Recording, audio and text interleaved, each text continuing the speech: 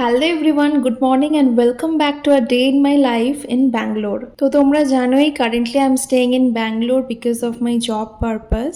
সকাল সকাল ঘুম থেকে উঠে স্নান করে রেডি হয়ে আমি চলে যাই 5th ফ্লোরে, সেখানে থাকে ব্রেকফাস্ট নিয়ে চলে আসতে হয় আবার নিজের রুমে। আজকে আমি বানাচ্ছিলাম হালদিওয়ালা দুধ, কারণ বেশ কদিন ধরে আমার প্রচণ্ড ঠান্ডা লেগে আছে।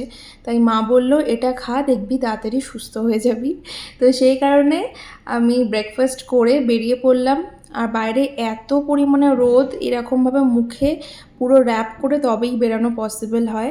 আর সেদিন তোমাদেরকে আমি বলেছিলাম একটা কম্পিটিশান চলছিল আমাদের হসপিটালে ওয়েস্ট মেটেরিয়াল দিয়ে, তো সেটারই গিফট ডিস্ট্রিবিউশন ছিল। দেখতেই পাচ্ছ আমি পেয়েছি এই গিফটটা। দুটো ছোট ছোট কন্টেনার ছিল আর তার সাথে ছিল একটা মিডিয়াম সাইজের বোল। এই জিনিসপত্রগুলোর কিন্তু খুবই প্রয়োজন, তাই আমার তরফ থেকে